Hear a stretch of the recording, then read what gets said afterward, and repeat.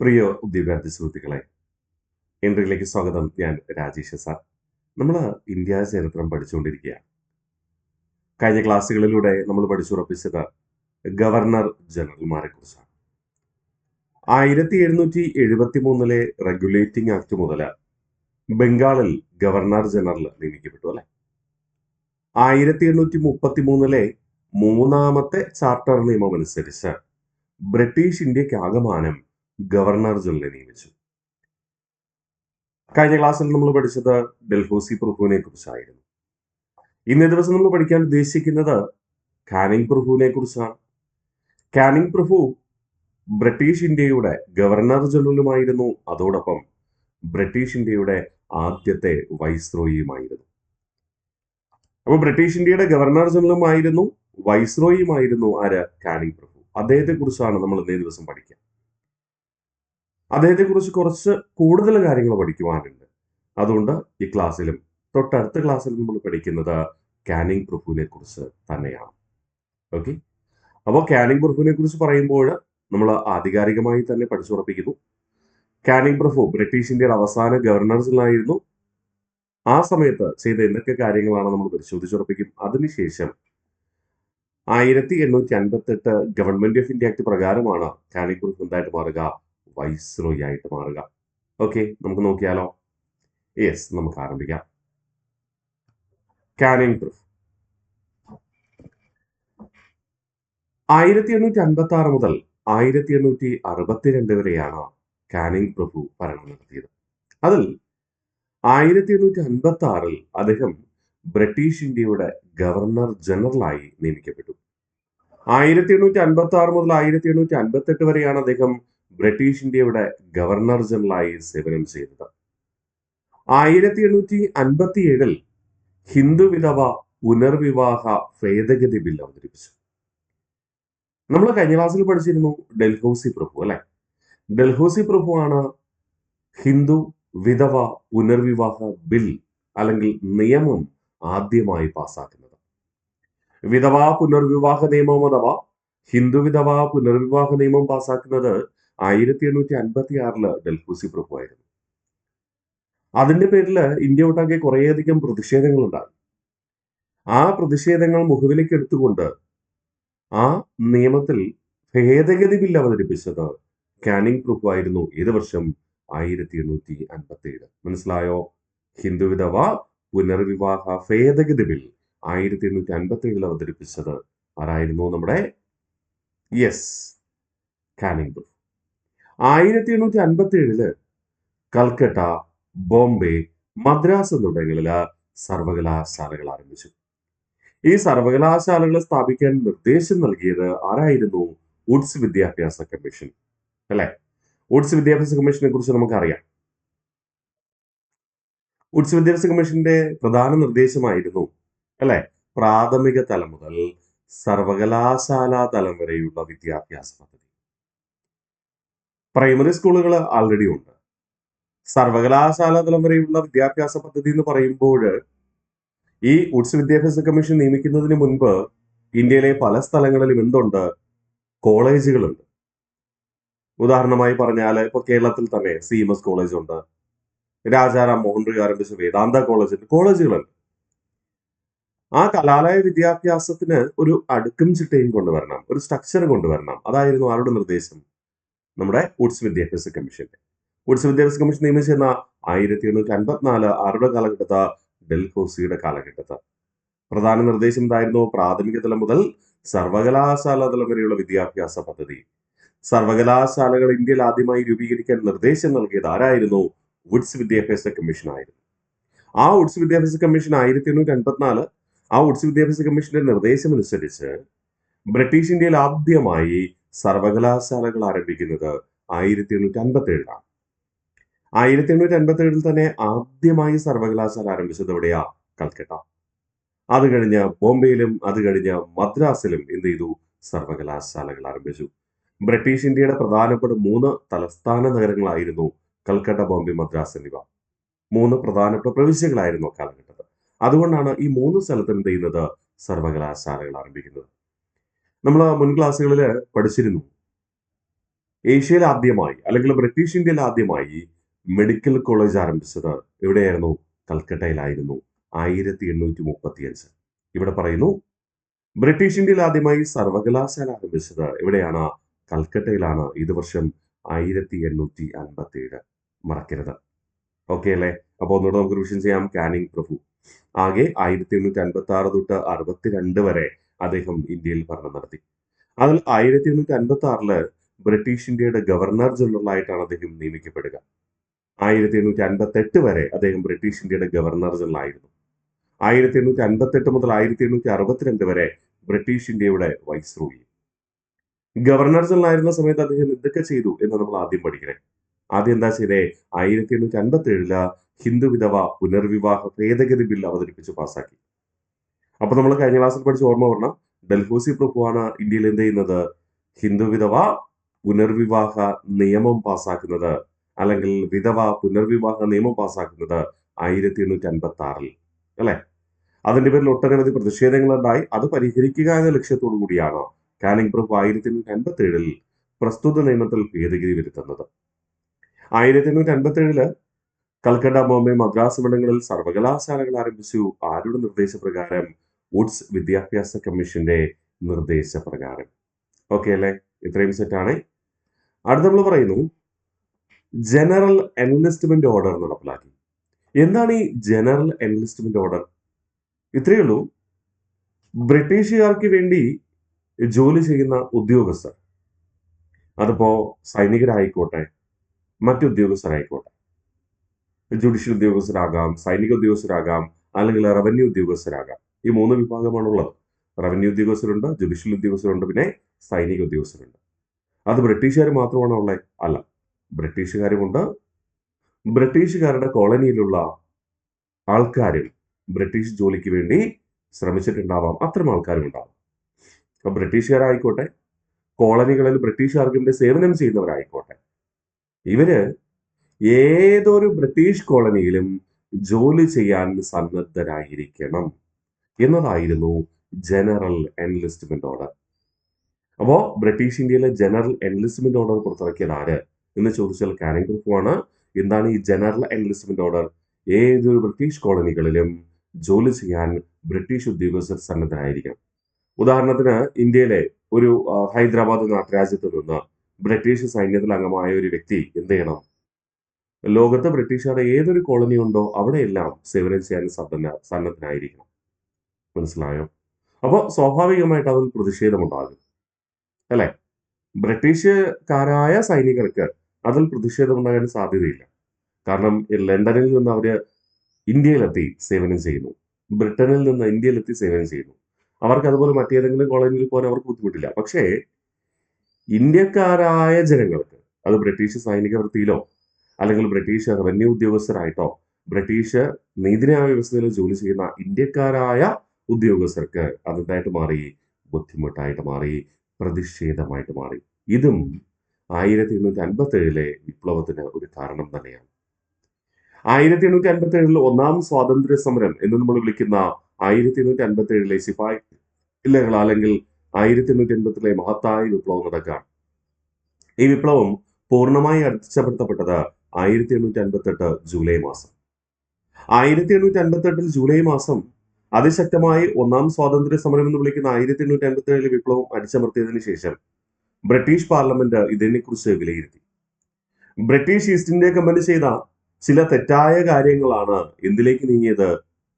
ഇന്ത്യക്കാരുടെ പ്രതിഷേധമായ വിപ്ലവത്തിലേക്ക് നയിച്ചത്. അതുകൊണ്ട് ഇംഗ്ലീഷ് ഈസ്റ്റ് ഇന്ത്യ കമ്പനിയെ പൂർണ്ണമായും നിയന്ത്രിക്കാൻ ബ്രിട്ടീഷ് പാർലമെന്റ് തീരുമാനിച്ചു.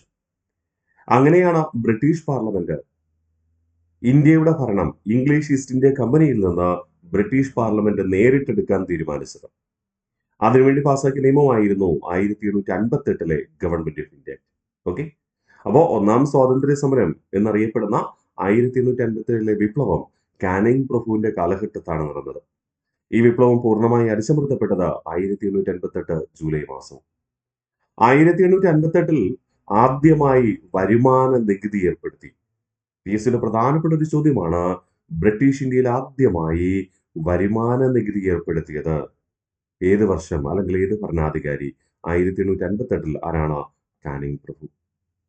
വരുമാന നികുതി എന്ന് പറയുമ്പോൾ ഏതു തരം വരുമാനമുള്ളവരും ആ വരുമാനത്തിന്റെ നിശ്ചിത തുക എന്ത് ചെയ്യണം? നികുതിയായി നൽകണം. ഓക്കെ, നിശ്ചിതമായി നൽകണം. അവിടെ നിങ്ങൾ മനസ്സിലാക്കേണ്ട കാര്യം ഇതാണ്, വരുമാന നികുതി എന്ന് പറയുന്നതും ആദായ നികുതി എന്ന് പറയുന്നതും രണ്ടാണ്. ആദായ നികുതി എന്ന് പറയുന്നതും വരുമാന നികുതി എന്ന് പറയുന്നതും രണ്ടാണ്. നമ്മൾ തൊട്ടടുത്ത് തന്നെ ആദായ നികുതി പഠിക്കും, അതുകൊണ്ട് ഞാൻ എടുത്തു പറയണേ. 1858 വരുമാന നികുതി ഏർപ്പെടുത്തി എന്ന് പറഞ്ഞാൽ, ഇപ്പൊ ഞാന് ഒരു 25,000 രൂപ ശമ്പളം വാങ്ങുന്നു. ഈ 25,000 രൂപ ശമ്പളത്തിന്റെ ഒരു നിശ്ചിത തുക എന്ത് ചെയ്യണം? ഞാൻ നികുതിയായി അടയ്ക്കണം. 25,000 രൂപയുടെ ഒരു നിശ്ചിത തുക കൃത്യമായി ഞാൻ നികുതിയായി അടയ്ക്കണം. എന്നാൽ ആദായ നികുതി എന്ന് പറഞ്ഞാൽ എന്താ? ഞാൻ വാങ്ങുന്ന ശമ്പളത്തിൽ ചിലവ് കഴിഞ്ഞിട്ട് ബാക്കി എത്രയുണ്ടോ അതിന് ടാക്സ് അടച്ചാൽ മതി, അതിന് നികുതി അടച്ചാൽ മതി. അത് ആദായ നികുതി. എന്റെ ആകെ വരുമാനത്തിന്റെ നിശ്ചിത ഭാഗം നികുതിയായി അടയ്ക്കുന്നത് വരുമാന നികുതിയാണ്. ചിലവ് കഴിഞ്ഞുള്ള എന്റെ വരുമാനത്തിന്റെ ഭാഗത്തിന്റെ നികുതി അടയ്ക്കുന്നത് ആദായ നികുതിയും. രണ്ടാണെന്ന് കാര്യം ഓർമ്മിക്കാം. ഓക്കെ, അപ്പൊ ബ്രിട്ടീഷ് ഇന്ത്യയിൽ ആദ്യമായി വരുമാന നികുതി ഏർപ്പെടുത്തിയത് ഏത് വർഷം? 1858 ആരുടെ കാലഘട്ടത്താ? കാനിങ് പ്രഭുവിന്റെ. ഓക്കെ അല്ലോ, ഒന്നുകൂടെ നമുക്ക് ചെയ്യാം. ജനറൽ എൻലിസ്റ്റ്മെന്റ് ഓർഡർ നടപ്പിലാക്കിയത് കാനിങ് പ്രഭുവിന്റെ കാലഘട്ടത്താണ്. ഏതൊരു ബ്രിട്ടീഷ് കോളനിയിലും ജോലി ചെയ്യാൻ ബ്രിട്ടീഷ് ഉദ്യോഗസ്ഥർ സന്നദ്ധരായിരിക്കണം എന്നതാണ് ജനറൽ എൻലിസ്റ്റ്മെന്റ് ഓർഡർ എന്ന് പറയുക.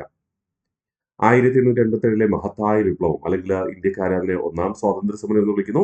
ബ്രിട്ടീഷുകാര് എന്താ വിളിക്കുക? സിപായി ലഹള എന്ന് വിളിക്കുന്നു അല്ലെ.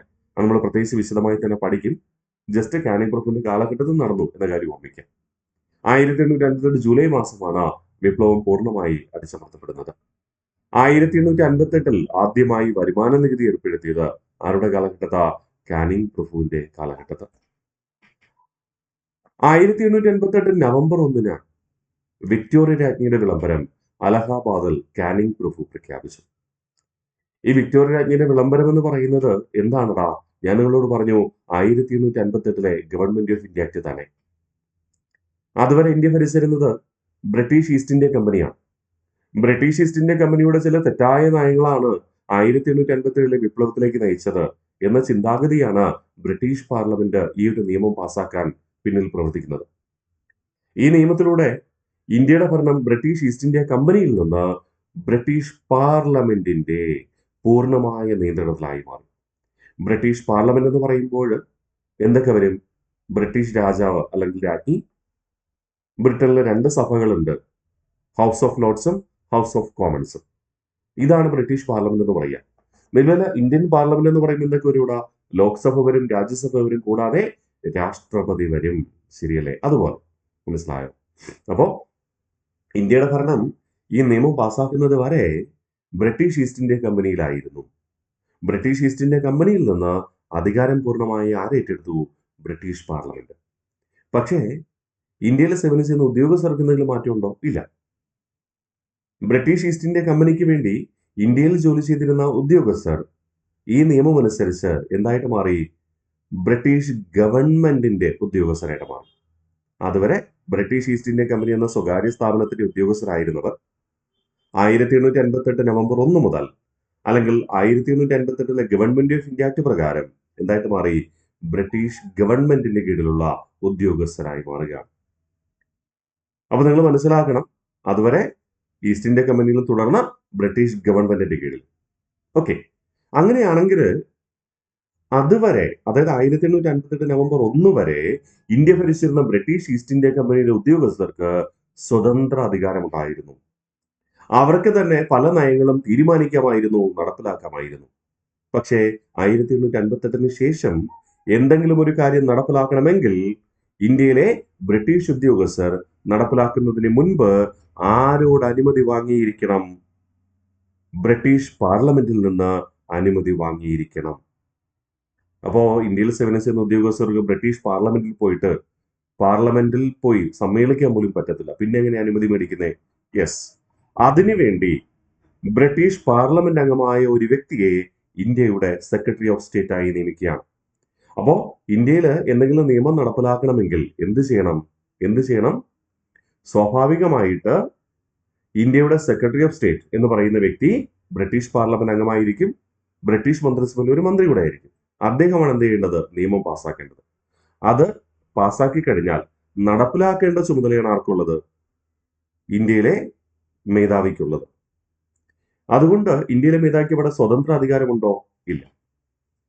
ബ്രിട്ടീഷ് പാർലമെന്റിന്റെ കീഴിൽ ഒരു ഉദ്യോഗസ്ഥനായിട്ടാണ് പ്രവർത്തിക്കുക. എന്തിനും അനുമതി ആരിൽ നിന്ന് വാങ്ങണം? ബ്രിട്ടീഷ് പാർലമെന്റിൽ നിന്ന് വാങ്ങണം. അതുകൊണ്ട് ഗവർണർ ജനറൽ എന്ന പദവി എന്തായിട്ട് മാറി? വൈസ്രോയി ആയിട്ട് മാറി. ഉദാഹരണമായി പറഞ്ഞാൽ ഇപ്പൊ നിലവില് ഇന്ത്യയുടെ പ്രസിഡന്റ് എന്ന് പറയുന്നത് ഒരു സ്വതന്ത്ര ഭരണഘടന അനുസരിച്ച് എല്ലാ അധികാരവും ആരിൽ നിക്ഷിപ്തമാണ്? പ്രസിഡന്റിൽ നിക്ഷിപ്തമാണ്. ഈസ്റ്റ് ഇന്ത്യ കമ്പനി ഇന്ത്യയിൽ ഭരണം നടത്തിയപ്പോൾ ഈ പ്രസിഡന്റ് എന്ന പദവിക്ക് സമാനമായിട്ടാണ് ആര് പ്രവർത്തിച്ചിരുന്നത്? ഗവർണർ ജനറൽ എന്ന പദവി സ്വതന്ത്രമായി തീരുമാനമെടുക്കാം. 1858 ഈ ഗവർണർ ജനറലിന്റെ അധികാരം പൂർണ്ണമായി ആരേറ്റെടുത്തു? British parliament. ബ്രിട്ടീഷ് പാർലമെന്റിന് വേണ്ടി ഒരു നോമിനി ആയിട്ടാണ് ആര് ഭരിക്കുക? വൈസ്രോയി ഭരിക്കുക. ആ വൈസ്രോയിക്ക് സമാനമായ പോസ്റ്റാണ് പ്രധാനമന്ത്രി എന്ന് നമുക്ക് പറയാം. മനസ്സിലായോ? അപ്പൊ ഇന്ത്യൻ ഭരണഘടന അനുസരിച്ച് എല്ലാ അധികാരങ്ങളും നിക്ഷിപ്തമായിരിക്കുന്നത് ആരിലാണ്? രാഷ്ട്രപതിയിലാണ്. അദ്ദേഹത്തിനാണ് പൂർണ്ണമായ അധികാരം. രാഷ്ട്രപതിക്ക് വേണ്ടി പ്രധാനമന്ത്രി എന്ത് ചെയ്യുന്നു? കാര്യങ്ങൾ നടപ്പിലാക്കുന്നു. ഇന്ത്യൻ ഭരണഘടനയിലെ 74ാമത്തെ വകുപ്പ് അനുസരിച്ച് രാഷ്ട്രപതിയെ സഹായിക്കുവാനും ഉപദേശിക്കുവാനും ഒരു മന്ത്രിസഭ ഉണ്ടായിരിക്കണം, കൗൺസിൽ ഓഫ് മിനിസ്റ്റേഴ്സ് ഉണ്ടായിരിക്കണം എന്ന് പറയുന്നു. ആ കൗൺസിൽ ഓഫ് മിനിസ്റ്റേഴ്സിനെ നിയമിക്കേണ്ടത് ആരാണ്? രാഷ്ട്രപതിയാണ് എന്നും പരാമർശിക്കുന്നു. അപ്പൊ സ്വാഭാവികമായിട്ട് നിങ്ങൾ മനസ്സിലാക്കണം, വളരെ ലളിതമായി മനസ്സിലാക്കുക. ഗവർണർ ജനറൽ എന്ന് പറഞ്ഞാൽ ഇന്നത്തെ രാഷ്ട്രപതിക്ക് സമാനമായ പോസ്റ്റ്. വൈസ്രോയി എന്ന് പറഞ്ഞാൽ ഇന്നത്തെ പ്രധാനമന്ത്രിക്ക് സമാനമായ പോസ്റ്റ്. ഓക്കെ. അപ്പൊ ഗവർണർ ജനറൽക്ക് പൂർണ്ണ അധികാരം ഉണ്ടായിരുന്നു. വൈസ്രോയ്ക്ക് എല്ലാ കാര്യങ്ങളും എന്ത് ചെയ്യണം? പാർലമെന്റിൽ നിന്ന് അനുമതി വാങ്ങിച്ചേ ചെയ്യാൻ പറ്റത്തുള്ളൂ. ക്ലിയർ ആണ്? ഓക്കെ. അങ്ങനെ ബ്രിട്ടീഷ് ഈസ്റ്റ് ഇന്ത്യ കമ്പനിയിൽ നിന്ന് ബ്രിട്ടീഷ് പാർലമെന്റ് അധികാരം ഏറ്റെടുക്കുമ്പോൾ ബ്രിട്ടീഷ് പാർലമെന്റിൽ ഈ നിയമം പാസ്സാക്കുന്ന സമയത്ത്, ഈ ബില്ല് പാസ്സാക്കുന്ന സമയത്ത് ബ്രിട്ടീഷ് പാർലമെന്റിൽ പറഞ്ഞ രണ്ട് കാര്യങ്ങളാണ് നമ്മളിവിടെ പറയുന്നത്. ഈസ്റ്റ് ഇന്ത്യ കമ്പനി കുറെ തെറ്റായ കാര്യങ്ങൾ ചെയ്തു, ഇനിമേൽ അത് ആവർത്തിക്കില്ല എന്നതാണല്ലോ ബ്രിട്ടീഷ് പാർലമെന്റിന്റെ കാഴ്ചപ്പാട്. അപ്പോൾ ഇന്ത്യക്കാരായ ജനങ്ങളോട് പറയാണ്, ഈ നിയമം, അതായത് 1857 ഗവൺമെന്റ് ഓഫ് ഇന്ത്യ ആക്ട് എന്ന് പറയുന്നത് ഇന്ത്യൻ ജനതയുടെ മാഗ്ന കാർട്ടയാണ്. എന്താണ് ഈ മാഗ്ന കാർട്ട എന്ന വാക്കിന്റെ അർത്ഥം? ലോകത്തെ മനുഷ്യാവകാശങ്ങളുടെ ആദ്യ ചവിട്ടുപടി എന്ന് കണക്കാക്കുന്നത് 1215 റണ്ണിമേഡ് എന്ന സ്ഥലത്ത് വെച്ച് ഇംഗ്ലണ്ടിലെ രാജാവിനെ കൊണ്ട് അവിടുത്തെ ജനങ്ങൾ അവരുടെ അവകാശത്തിന് വേണ്ടി ഒപ്പുവെച്ച ഉടമ്പടി അല്ലെങ്കിൽ പ്രമാണരേഖയാണ് മാഗ്ന കാർട്ട എന്ന് പറയുന്നത്. അപ്പോ ഇന്ത്യക്കാരായ ജനതകളുടെ അല്ലെങ്കിൽ ഇന്ത്യയിലെ ജനങ്ങളുടെ അവകാശ പത്രികയാണ് 1858 ഗവൺമെന്റ് ഓഫ് ഇന്ത്യ ആക്ട് എന്നാണ് ആര് പറയുക? British parliament. അതായത് ഇംഗ്ലീഷ് ഈസ്റ്റ് ഇന്ത്യ കമ്പനിയുടെ ഏകാധിപത്യ ഭരണം ഇനി ഉണ്ടാവില്ല. ബ്രിട്ടീഷ് പാർലമെന്റിന്റെ ഏറ്റവും മെച്ചപ്പെട്ട ഭരണമാണ് നിങ്ങൾക്കിനി വരാൻ പോകുന്നത് എന്ന അർത്ഥത്തിൽ an act four better government in India എന്ന് വിശേഷിപ്പിക്കുന്നു. ഇത് ഇന്ത്യക്കാരെ വിശേഷിപ്പിച്ചതല്ല, ബ്രിട്ടീഷുകാര് ഈ നിയമത്തെ വിശേഷിപ്പിച്ചതാണ് കേട്ടോ. ഇന്ത്യൻ ജനതയുടെ മാഗ്ന കാർട്ട എന്നും an act for the better government in India എന്നും 1858 ഗവൺമെന്റ് ഓഫ് ഇന്ത്യ ആക്ടിനെ വിശേഷിപ്പിച്ചത് ആരാണ്? ബ്രിട്ടീഷുകാരാണ്. ഇന്ത്യയിൽ ആദ്യമായി ഒരു സെക്രട്ടറി ഓഫ് സ്റ്റേറ്റിനെ നിയമിച്ചു. ഈ സെക്രട്ടറി ഓഫ് സ്റ്റേറ്റ് എന്ന് പറയുന്നത്, അങ്ങനെ നിയമിക്കപ്പെട്ട ആദ്യ വ്യക്തി ആരാണ്? ലോർഡ് ഹെൻറി സ്റ്റാൻലി ആയിരുന്നു. ഈ സെക്രട്ടറി ഓഫ് സ്റ്റേറ്റ് എന്ന് പറയുന്ന വ്യക്തി എപ്പോഴും ആരായിരിക്കും? ഇവിടെ ബ്രിട്ടീഷ് പാർലമെന്റ് അംഗമായിരിക്കും, ബ്രിട്ടീഷ് മന്ത്രിസഭയിലെ ഒരു അംഗം കൂടെ ആയിരിക്കും എന്ന കാര്യം പ്രത്യേകിച്ച് ഓർമ്മിക്കുക. ഇന്ത്യക്ക് വേണ്ടി ഏതെങ്കിലും നിയമം പാസ്സാക്കാനുണ്ടെങ്കിൽ ആരാ പാസ്സാക്കേണ്ടേ? സെക്രട്ടറി ഓഫ് സ്റ്റേറ്റ് പാസ്സാക്കും. അത് നടപ്പിലാക്കേണ്ട ഉദ്യോഗസ്ഥനാണ് ആര്? വൈസ്രോയി എന്ന് പറയുന്നത്. ഓക്കെ അല്ലേ? അപ്പൊ ഗവർണർ ജനറൽ എന്ന പദവി എന്തായിട്ട് മാറി? വൈസ്രോയി ആയിട്ട് മാറി. ഒന്നുകൂടെ നമുക്ക് പരിശോധിക്കാം. 1858 നവംബർ 1 വിക്ടോറിയ രാജ്ഞിയുടെ വിളംബരം അലഹാബാദിൽ കാനിങ് പ്രഭു പ്രഖ്യാപിച്ചു. എന്തായി വിക്ടോറിയ രാജ്ഞിയുടെ വിളംബരം എന്ന് പറയുന്നത്? 1858 ഗവൺമെന്റ് ഓഫ് ഇന്ത്യ ആക്ട് ആണ്. ഈ നിയമം അനുസരിച്ച് ഇന്ത്യയുടെ ഭരണം ബ്രിട്ടീഷ് ഈസ്റ്റ് ഇന്ത്യ കമ്പനിയിൽ നിന്നും ആരേറ്റെടുത്തു? ബ്രിട്ടീഷ് പാർലമെന്റിന്റെ പൂർണ്ണ നിയന്ത്രണത്തിലായി മാറി. അതുവരെ ബ്രിട്ടീഷ് ഈസ്റ്റ് ഇന്ത്യ കമ്പനിക്ക് വേണ്ടി പ്രവർത്തിച്ചിരുന്ന ഉദ്യോഗസ്ഥർക്ക് എന്തായിട്ട് മാറി? ബ്രിട്ടീഷ് ഗവൺമെന്റിന്റെ കീഴിലുള്ള ഉദ്യോഗസ്ഥരായിട്ട് മാറി. ഈ നിയമത്തെ ഇന്ത്യൻ ജനതയുടെ മാഗ്ന കാർട്ട എന്നും an act four better government in India എന്നും വിശേഷിപ്പിച്ചത് ബ്രിട്ടീഷുകാർ. ഇന്ത്യയിൽ ആദ്യമായി സെക്രട്ടറി ഓഫ് സ്റ്റേറ്റിനെ നിയമിച്ചു. അങ്ങനെ നിയമിക്കപ്പെട്ട ആദ്യ സെക്രട്ടറി ഓഫ് സ്റ്റേറ്റ് ആരാണ്? Lord Henry Stanley. Lord Henry Stanley. ഓർമ്മിച്ചേക്കാമോ? ഇനി പറയുന്നു, ഗവർണർ ജനറൽ എന്ന പദവി എന്തായിട്ട് മാറി? വൈസ് റോയി ആയിട്ട് മാറി. ഗവർണർ ജനറൽ എന്ന പദവി എന്തായിട്ട് മാറി? വൈസ് റോയി ആയിട്ട് മാറി. ക്ലിയർ അല്ലേ? ഇനി അടുത്ത് നമ്മൾ പറയുന്നു, അപ്പോ പൂർണ്ണമായും ബ്രിട്ടീഷ് പാർലമെന്റ് ഏറ്റെടുത്തു. നല്ല കാര്യങ്ങളാണ് ഇനി ചെയ്യാൻ പോകുന്നതെന്ന് ബ്രിട്ടീഷ് പാർലമെന്റ് വാഗ്ദാനം ചെയ്തു. അപ്പോൾ സ്വാഭാവികമായിട്ടും ബ്രിട്ടീഷ് ഗവൺമെന്റിന്റെ കീഴിൽ പ്രവർത്തിക്കുന്ന വൈസ്രോയിയായ കാനിങ് പ്രഭു ഇന്ത്യക്കാർക്ക് ഉതകുന്ന കാര്യങ്ങളല്ലേ ഇനി ചെയ്യത്തുള്ളൂ. ഇനി ഇന്ത്യക്കാരോട് പ്രശ്നങ്ങൾ ഉണ്ടാക്കാത്ത രീതിയിൽ നയപരമായ രീതിയിലായിരിക്കും ഇനി മുന്നോട്ട് പോവുക, അല്ലെ? യെസ്, ആ ഒരു കാഴ്ചപ്പാട് നിങ്ങളുടെ മനസ്സിലുണ്ടാവണം കേട്ടോ. ദ്രോഹിക്കല്ല, ഈ നിയമം പാസ്സാക്കിയത് കൊണ്ട് ബ്രിട്ടീഷ് പാർലമെന്റ് പറഞ്ഞു ഇന്ത്യക്കാർക്ക് വേണ്ടി നല്ലൊരു നിയമമാണ് പാസ്സാക്കിയിരിക്കുന്നത്, ഇനി വരുന്ന നാളുകൾ നല്ലതെന്നൊക്കെയാണ് പറഞ്ഞത്. അതുകൊണ്ട് നയപരമായി തന്നെ വൈസ്രോയിയായ കാനിങ് പ്രഭു എന്ത് ചെയ്യും? ഇന്ത്യക്കാരായ ജനങ്ങൾക്ക് വേണ്ടി നല്ല കാര്യങ്ങളായിരിക്കും ഇനി ചെയ്യുക, അല്ലെ? നമുക്ക് നോക്കാം എന്തൊക്കെയാണ് നല്ല കാര്യങ്ങൾ ചെയ്തത്. 1858 നവംബർ 1 മുതൽ കാനിങ് പ്രഭു ബ്രിട്ടീഷ് ഇന്ത്യയുടെ ആദ്യ വൈസ്രോയിയായി നിയമിക്കപ്പെട്ടു. തുടർന്ന് 1859 ദത്തവകാശ നിരോധന നിയമം റദ്ദ് ചെയ്തു. ദത്തവകാശ നിരോധന നിയമം റദ്ദ് ചെയ്തു, അല്ലെ? ഡൽഹൌസി പ്രഭു ദത്തവകാശ നിരോധന നിയമം പാസ്സാക്കിയിരുന്നു, അല്ലെ? ആ ദത്തവകാശ നിരോധന നിയമം അനുസരിച്ചാണ് ഇന്ത്യയില് എന്തുണ്ടായത്? 1857 പ്രാദേശിക വിപ്ലവം ആരംഭിക്കുന്നത്. ശിപായിമാര് അല്ലെങ്കിൽ ഇന്ത്യക്കാരായ ബ്രിട്ടീഷ് സൈനികരാണ് വിപ്ലവം ആരംഭിച്ചതെങ്കിലും അത് വ്യാപകമായത് ഇന്ത്യയിലെ നാട്ടുരാജ്യങ്ങളിലൂടെയാണ്. ദത്തവകാശ നിരോധന നിയമപ്രകാരം ബ്രിട്ടീഷിനോട് കൂട്ടിച്ചേർക്കപ്പെട്ട നാട്ടുരാജ്യങ്ങളാണ് 1857 വിപ്ലവത്തിൽ അതിശക്തമായി പോരാടുന്നത്, അല്ലെ? അപ്പോൾ സ്വാഭാവികമായിട്ട് അത് വലിയൊരു പ്രതിഷേധത്തിന് കാരണമായി എന്നതുകൊണ്ട് വൈസ്രോയെ കാനിങ് പ്രഭു എന്ത് ചെയ്തു? 1859 ദത്തവകാശ നിരോധന നിയമം റദ്ദ് ചെയ്തു. അപ്പൊ ജനങ്ങൾക്ക് നല്ലൊരു കാര്യമാണ് അവിടെ ചെയ്യുന്നത്, അല്ലെ? ഈ വർഷം തന്നെ ബ്രിട്ടീഷ് സൈനികരുടെ നേതൃത്വത്തിൽ ഒരു പ്രശ്നം ഉണ്ടായി. 1859 മുതൽ 61 വരെ വൈറ്റ് മുറ്റിനി നടക്കുന്നത് കാനിങ് പ്രഭുവിന്റെ കാലഘട്ടത്തിൽ. എന്താണ് ഈ വൈറ്റ് മുറ്റിനി എന്ന് പറയുന്നത്? 1857 വിപ്ലവത്തിന് ശേഷം ബ്രിട്ടീഷ് സൈനികർക്ക് ലീവ് അനുവദിച്ചില്ല. ലീവ് അനുവദിക്കാത്തതിൽ പ്രതിഷേധിച്ചുകൊണ്ട് ഇംഗ്ലീഷ് ഈസ്റ്റ് ഇന്ത്യ കമ്പനിയിലെ സൈനികരും ഉദ്യോഗസ്ഥരും നടത്തിയ പ്രക്ഷോഭമാണ് വൈറ്റ് മുറ്റിനി എന്ന പേരിൽ അറിയപ്പെടുക. അത് വെള്ളക്കാരെ നടത്തിയത്. ബ്രിട്ടീഷ് ഈസ്റ്റ് ഇന്ത്യ കമ്പനിയിൽ ബ്രിട്ടീഷുകാരായ സൈനികരും ഉദ്യോഗസ്ഥരും നടത്തിയ പ്രക്ഷോഭമാണ്. എന്തുകൊണ്ടാണ്? 1857 ശേഷം ലീവൊന്നും അനുവദിച്ചില്ല. നാട്ടിൽ പോകാൻ പറ്റുന്നില്ല, ബന്ധുക്കളെ കാണാൻ പറ്റുന്നില്ല, കുടുംബക്കാരെ കാണാൻ പറ്റുന്നില്ല. ഇന്നത്തെ കാലത്ത് വീഡിയോ കോളൊന്നും ഇല്ലല്ലോടാ. അപ്പൊ സ്വാഭാവിക വിഷമം വരില്ലേ? ആ വിഷമം പതിയെ പ്രതിഷേധമായിട്ട് മാറി.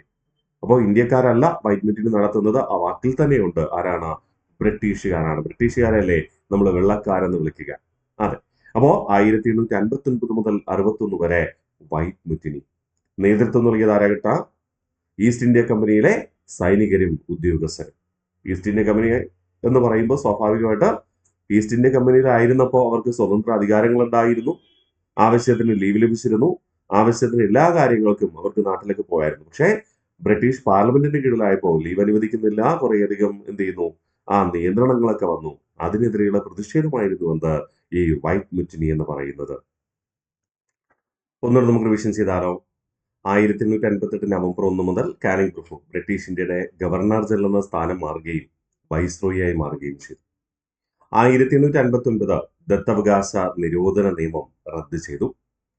1859 മുതൽ 61 വരെ കാനിങ് പ്രഭുവിന്റെ കാലഘട്ടത്താണ് ബ്രിട്ടീഷ് ഈസ്റ്റ് ഇന്ത്യ കമ്പനിയിലെ സൈനികരും ഉദ്യോഗസ്ഥരും നടത്തിയ വൈറ്റ് മുറ്റിനി. അവർക്ക് ലീവൊന്നും കിട്ടുന്നില്ല, നിയന്ത്രണങ്ങൾ അധികമായി. അതൊക്കെയാണ് എന്തിനു കാരണമായി തീരുക? വൈറ്റ് മുറ്റിനിക്ക് കാരണമായി തീരുക. ക്ലിയർ ആണേ? ഇനി 1859, 60 കാലഘട്ടത്ത് ബംഗാളിനെ പിടിച്ചുകുലക്കിയ കലാപമായിരുന്നു നീലം കർഷക കലാപം. നീലം കർഷക കലാപത്തിന്റെ നേതാക്കളാണ് ദിഗംബർ ബിശ്വാസും വിഷ്ണുചരൺ ബിശ്വാസും. വളരെ പ്രാധാന്യമുണ്ട്, മറക്കരുത്. മറ്റൊന്നുമല്ല, ബ്രിട്ടീഷ് ഈസ്റ്റ് ഇന്ത്യൻ കമ്പനി ബംഗാളിലെ ആദ്യ കാലഘട്ടത്ത് ജനങ്ങൾ കൂടുതലായി നീലം കൃഷിയിലേക്ക് വരുന്നതിന് വേണ്ടിയിട്ട് ഒരുപാട് സഹായങ്ങൾ നൽകി. അവർക്ക് വായ്പ അനുവദിച്ചു, കുറഞ്ഞ പലിശയിൽ. അങ്ങനെ ഒരുപാട് കർഷകര് പാരമ്പര്യമായ കൃഷി ഉപേക്ഷിച്ചുകൊണ്ട് നീലം കൃഷിയിലേക്ക് വേർതിരിഞ്ഞു. കാരണം മെച്ചപ്പെട്ട ലാഭമാണ് ബ്രിട്ടീഷുകാർ വാഗ്ദാനം ചെയ്യുന്നത്. മറ്റ് കൃഷി അപേക്ഷിച്ച് കർഷകർക്ക് മെച്ചപ്പെട്ട ലാഭം ഉണ്ടായപ്പോൾ ഒരുപാട് കർഷകർ നീലം കൃഷിയിലേക്ക് പോയി. പക്ഷേ സംഭവിച്ചതെന്തായിരുന്നു? ഈ നീലം കൃഷി ചെയ്യുന്ന സ്ഥലത്ത് മറ്റു വിളകൾ കൃഷി ചെയ്യാൻ സാധിക്കാത്ത സാഹചര്യമുണ്ടായി. ഇന്നത്തെ കാലത്ത് നമുക്കറിയാം, മെച്ചപ്പെട്ട കേരളത്തെ സംബന്ധിച്ചിട്ട് ലാഭകരമായ കൃഷി റബ്ബർ കൃഷി എന്ന് നമ്മൾ പറയാറുണ്ട്. അതുകൊണ്ട് തന്നെ തെങ്ങ് കൃഷി ചെയ്തിരുന്ന സ്ഥലത്തും നെൽകൃഷി ചെയ്തിരുന്ന സ്ഥലത്തും ഒക്കെ കഴിഞ്ഞ 10 വർഷത്തിനിടയിൽ റബ്ബർ നട്ടുപിടിപ്പിച്ചു. അങ്ങനെ റബ്ബർ നട്ടുപിടിപ്പിച്ച് മെച്ചപ്പെട്ട ആദായം ലഭിച്ചു. പക്ഷേ റബ്ബർ വിലയ്ക്ക് ചെറിയൊരു ഇടിവ് വന്നപ്പോൾ ഇവര് മറ്റ് കൃഷിയിലേക്ക് തിരികെ പോകാൻ ഒരുങ്ങുമ്പോൾ പറ്റുന്നില്ല. കാരണം എന്താ? ഈ റബ്ബർ കൃഷി ചെയ്ത സ്ഥലം മൊത്തം എന്തായിട്ട് മാറി? തരിശു നിലങ്ങൾക്ക് സമാനമായിട്ട് മാറി. മണ്ണിന്റെ എല്ലാത്തരം ലവണാംശങ്ങളും നഷ്ടപ്പെട്ടു. മണ്ണിന്റെ ഫലപുഷ്ടി പൂർണ്ണമായി നഷ്ടപ്പെട്ടു. ആ പ്രദേശത്തെ ജലം പൂർണ്ണമായിട്ട് റബ്ബർ ഊറ്റിയെടുത്തു എന്നൊക്കെ നമ്മൾ പറയാറുണ്ട്. അതുപോലെയാണ് ഈ നീലം കൃഷി.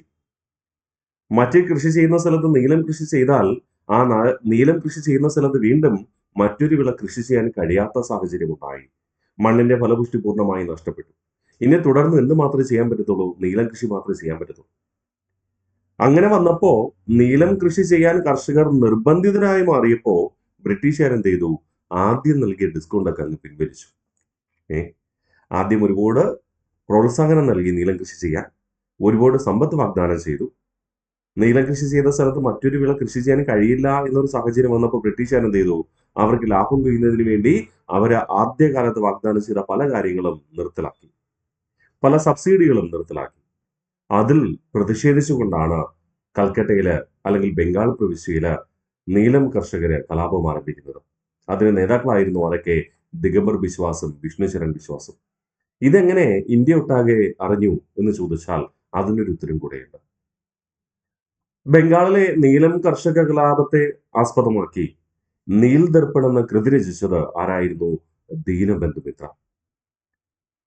ദീനബന്ധു മിത്രയുടെ നീൽ ദർപ്പൺ എന്ന കൃതിയിലൂടെയാണ് ഇന്ത്യയിലൊട്ടാകെ ബംഗാളിലെ നീലം കർഷക കലാപത്തെ കുറിച്ച് എന്ത് ചെയ്യുന്നത്? ജനങ്ങൾ തിരിച്ചറിയുന്നത്. നമുക്കറിയാം, 1793 സെമീന്ദാരി സമ്പ്രദായം ആരംഭിച്ചിരുന്നു ബംഗാൾ പ്രവിശ്യയിൽ. അതാണ് ബംഗാൾ പ്രവിശ്യയിലെ നികുതി നയം, അല്ലെ? ഈ നികുതി നയം അനുസരിച്ച് കർഷകരിൽ നിന്ന് നികുതി പിരിച്ചെടുക്കുന്ന ആരാണ്? സെമീന്ദാർമാരാണ്. ആ സെമീന്ദാർമാരാണ് എന്ത് ചെയ്യുന്നത്? ബ്രിട്ടീഷുകാർക്ക് നികുതി കൊടുക്കേണ്ടത്. അതുകൊണ്ട് തന്നെ നമ്മൾ സെമീന്ദാരി സമ്പ്രദായം എന്ന് വിളിച്ചു, പെർമനന്റ് സെറ്റിൽമെന്റ് എന്ന് വിളിച്ചു. ശരിയല്ലേ? കാരണം 10 വർഷത്തേക്ക് വേണ്ടിയുള്ള നികുതി കരാറായിരുന്നു. നീലം കർഷകർക്ക് ലാഭം കുറഞ്ഞു. പക്ഷേ ജന്മിമാര് ആയി കണക്കാക്കുന്ന സെമീന്ദാർമാർ നികുതി കുറച്ചില്ല. ജന്മിമാർക്ക് അവർക്ക് തോന്നുന്നപടി നികുതി ഈടാക്കി. ഇതും എന്തിനു കാരണമായി? നീലം കർഷക കലാപത്തിന് കാരണമായി. ഒന്ന്, നീലം കൃഷി ചെയ്ത സ്ഥലത്ത് മറ്റു വിളകൾ കൃഷി ചെയ്യാൻ കഴിയുന്നില്ല. അങ്ങനെ കർഷകർക്ക് ആദ്യകാലത്ത് കിട്ടിയ സാമ്പത്തിക ലാഭം പിന്നെ കിട്ടുന്നില്ല. 2, സെമീന്ദാർമാർ തോന്നും പോലെയാണ് നികുതി ഈടാക്കുക. ഇതും കർഷകരെ വല്ലാതെ ബാധിച്ചു. ഇതാണ് എന്തിനു കാരണമായി തീരുക? നീലം കർഷക കലാപത്തിന്. അതിന്റെ നേതാക്കൾ ദിഗംബർ ബിശ്വാസും വിഷ്ണുചരൺ ബിശ്വാസുമാണ്. ബംഗാളിലെ നീലം കർഷക കലാപത്തെ ആസ്പദമാക്കിയിട്ടുള്ള വിവരങ്ങൾ ലോകമൊട്ടാകെ അറിയിച്ചത്, അല്ലെങ്കിൽ ഇന്ത്യ ഒട്ടാകെ അറിയിച്ചത് ദീനബന്ധു മിത്രയുടെ നീൽ ദർപ്പൺ എന്ന കൃതിയിലൂടെ. അങ്ങനെ വൈസ്രോയിയായ കാനിങ് പ്രഭു ഇതിൽ ഇടപെടുകയാണ്. നീലം കർഷക കലാപം അവസാനിപ്പിക്കുക എന്ന ലക്ഷ്യത്തോടു കൂടിയാണ് ബംഗാളിലെ വാടക നിയമം ആര് പാസാക്കുന്നത്? കാനിങ് പ്രഭു. 1859 ബംഗാൾ വാടക നിയമം പാസാക്കി. എന്ന് പറഞ്ഞു കഴിഞ്ഞാൽ കൃഷിക്കായി വിട്ടു നൽകുന്ന ഭൂമിക്ക് ഇത്ര വാടക മാത്രമേ ഈടാക്കാൻ പാടുള്ളൂ. അങ്ങനെ ഒരു നയം കൊണ്ടുവന്നു. നികുതിക്ക് പകരം വാടക. ഇത് 1 വർഷമാണ് കൃഷി ചെയ്യുന്നതെങ്കിൽ ആ കൃഷിക്ക് ഇത്ര വാടക. ഒരു ഘടന നിശ്ചയിച്ചു, ഇത്ര രൂപയെ വാങ്ങാൻ പാടുള്ളൂ. അങ്ങനെ തോന്നും പോലെ സെമീന്ദാർമാർക്ക് എന്ത് ചെയ്യാൻ പറ്റില്ല? വാടക ഈടാക്കാൻ കഴിയില്ല എന്നൊരു കാഴ്ചപ്പാട് കൊണ്ടുവന്നു. അതൊരു നല്ല നയമായിരുന്നു. അത് ഒരു പരിധിവരെ ബംഗാളിലെ നീലം കർഷക കലാപം അല്ലെങ്കിൽ നീലൻ കർഷക സമരം അവസാനിക്കാൻ കാരണമായി എന്ന് നമുക്ക് പറയാം. അപ്പൊ 1859-60 നീലൻ കർഷക കലാപം, നേതാക്കളാരൊക്കെ? ദിഗംബർ ബിശ്വാസും വിഷ്ണുചരൺ ബിശ്വാസും. നീലൻ കർഷക കലാപത്തെ ആസ്പദമാക്കിയുള്ള പ്രശസ്തമായ കൃതിയാണ് നീൽ ദർപ്പൺ. നീൽ ദർപ്പൺ എഴുതിയത് ആരാണ്? ദീനബന്ധു മിത്ര. നീലം കർഷക കലാപം അവസാനിപ്പിക്കുക എന്ന ലക്ഷ്യത്തോടു കൂടി വൈസ്രോയിയായ കാനിംഗ് പ്രഭു പാസാക്കിയ നിയമമായിരുന്നു 1859 ബംഗാൾ വാടക നിയമം. നീലം കൃഷി ചെയ്യുന്നവര് ഭൂമിക്ക് നികുതി കൊടുക്കേണ്ട, പകരം വാടക കൊടുത്താൽ മതി. കേട്ടോ? യെസ്, ഈ ബംഗാൾ വാടക നിയമത്തെ അബദ്ധത്തിൽ പോലും കുടിയിരിപ്പ് നിയമം എന്നൊന്നും നിങ്ങൾ വിചാരിക്കരുത്, അത് വേറെയാണ്. ബംഗാൾ കുടിയിരിപ്പ് നമ്മളൊന്ന് പിന്നീട് പഠിക്കും. ഇത് ബംഗാൾ വാടക നിയമം, റെന്റൽ ആക്ട്, അങ്ങനെ തന്നെ പഠിക്കണം. റെന്റൽ ആക്ട്, വാടക നിയമം പാസ്സാക്കിയത് ആരാണ്? കാനിംഗ് പ്രഭു ആണ്. ഇനി വകുപ്പ് തല ഭരണ സംവിധാനത്തിന് തുടക്കം കുറിച്ചു. അപ്പോ കാനിംഗ് പ്രഭു ആണ് ബ്രിട്ടീഷ് ഇന്ത്യയിൽ ആദ്യമായി വകുപ്പ് തല ഭരണ സംവിധാനത്തിന് തുടക്കം കുറിക്കുക. ഈ വകുപ്പ് തല ഭരണ സംവിധാനം എന്ന് പറയുമ്പോൾ എല്ലാ കാര്യങ്ങളും ഗവർണർ ജനറൽ നോക്കിയിരുന്നതായിരുന്നു അതുവരെയുള്ള പതിവ്. ഓക്കെ, എല്ലാ കാര്യങ്ങളും, എല്ലാ മേഖലയിലെ കാര്യങ്ങളും തീരുമാനിക്കുന്ന ആരാ? Governor general. ഗവർണർ ജനറൽ എന്ന പദവി മാറി വൈസ്രോയി ആയിട്ട് മാറി. ഇന്ത്യയിലെ എല്ലാ കാര്യങ്ങളും തീരുമാനിക്കുന്ന ബ്രിട്ടീഷ് പാർലമെന്റ് ആയിട്ട് മാറി, അല്ലെ? ബ്രിട്ടീഷ് പാർലമെന്ററി സംവിധാനം എന്ന് പറയുന്നത് ഓരോ വിഭാഗത്തിനും ഒരു വകുപ്പല്ലേ? ആ ഒരു സമ്പ്രദായം ഇന്ത്യയിൽ ആദ്യമായി നടപ്പിലാക്കുന്നത് ആരുടെ കാലഘട്ടത്താണ്? കാനിംഗ് പ്രഭുവിന്റെ കാലഘട്ടത്താണ്.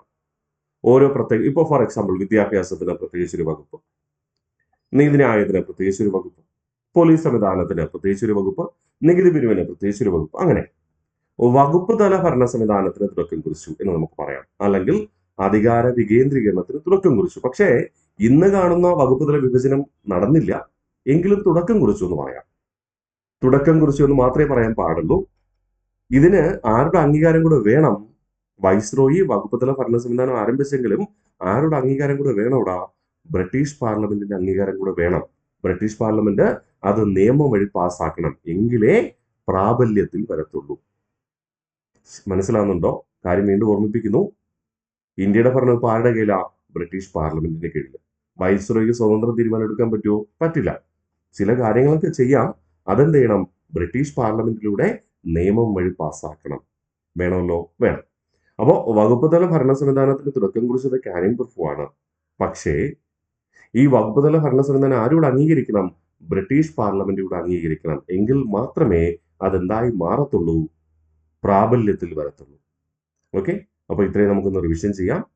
കാനിംഗ് പ്രഭു കുറച്ച് കാര്യങ്ങളിലൂടെ ഉണ്ട്, അത് നമുക്ക് അടുത്ത ക്ലാസ്സിൽ പഠിച്ചുറപ്പിക്കാം.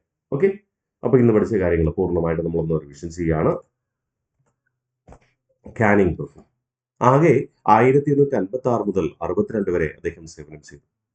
1856 ബ്രിട്ടീഷ് ഇന്ത്യയുടെ ഗവർണർ ജനറലായി അവരോധിക്കപ്പെട്ടു. തുടർന്ന് 1857 ഹിന്ദു വിധവ പുനർവിവാഹ ഭേദഗതി ബിൽ അവതരിപ്പിച്ച് പാസാക്കി. 1857 കൽക്കട്ട, ബോംബെ, മദ്രാസ് എന്നിവിടങ്ങളിൽ സർവകലാശാലകൾ ആരംഭിച്ചു. സർവകലാശാലകൾ ആരംഭിക്കാൻ നിർദ്ദേശം നൽകിയത് ആരാ? വുഡ്സ് വിദ്യാഭ്യാസ കമ്മീഷൻ. വുഡ്സ് വിദ്യാഭ്യാസ കമ്മീഷൻ എന്നായിരുന്നു? 1854 നിയമിക്കപ്പെടുന്നത്. ആരുടെ കാലഘട്ടത്ത്? ഡൽഹൌസിയുടെ പ്രഭുവിന്റെ കാലഘട്ടത്ത്. നമ്മൾ പഠിച്ചു കഴിഞ്ഞ ക്ലാസ്സിൽ നിങ്ങൾക്ക് ഓർമ്മയുണ്ടെന്ന് ഞാൻ കരുതുന്നു. ജനറൽ എൻലിസ്റ്റ്മെന്റ് ഓർഡർ നടപ്പിലാക്കിയത് കാനിംഗ് പ്രഭു. എന്താണ് ഈ ജനറൽ എൻലിസ്റ്റ്മെന്റ് ഓർഡർ?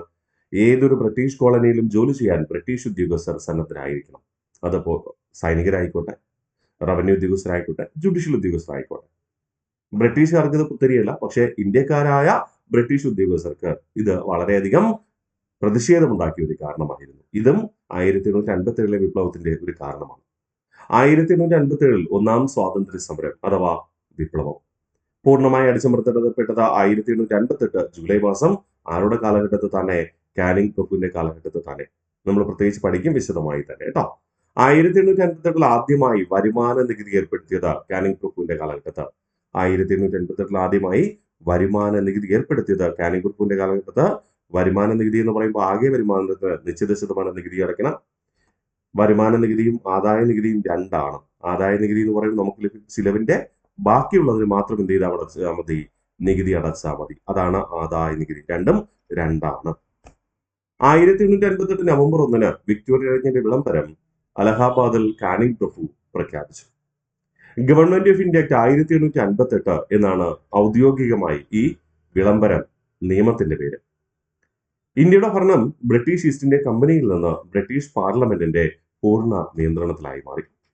ബ്രിട്ടീഷ് പാർലമെന്റിൽ ഈ നിയമം പാസ്സാക്കുമ്പോൾ ഈ നിയമത്തെ വിശേഷിപ്പിച്ചത് എങ്ങനെയായിരുന്നു? ഇന്ത്യൻ ജനതയുടെ Magna Carta, an act four better government in India. ഇന്ത്യയിൽ ആദ്യമായി സെക്രട്ടറി ഓഫ് സ്റ്റേറ്റിനെ നിയമിച്ചു. അങ്ങനെ നിയമിക്കപ്പെട്ട സെക്രട്ടറി ഓഫ് സ്റ്റേറ്റ് ആരാണ്? Henry Stanley. ഈ സെക്രട്ടറി ഓഫ് സ്റ്റേറ്റ് എന്ന് പറയുന്ന ആരാണ്? ബ്രിട്ടീഷ് പാർലമെന്റ് അംഗമായിരിക്കും, ബ്രിട്ടീഷ് മന്ത്രിസഭയുടെ അംഗമായിരിക്കും.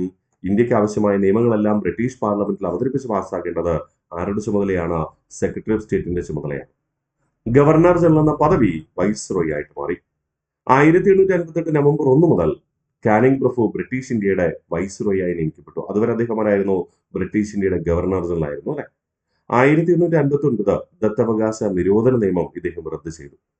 1859 മുതൽ 61 വരെ ബ്രിട്ടീഷുകാരുടെ നേതൃത്വത്തിലുള്ള വൈറ്റ് മുറ്റിനി നേതൃത്വം നൽകിയത് ഈസ്റ്റ് ഇന്ത്യ കമ്പനിയിലെ സൈനികരും മറ്റ് ഉദ്യോഗസ്ഥരും. 1859-60 കാലഘട്ടത്താണ് ബംഗാളിലെ നീലം കർഷക കലാപം നടക്കുക.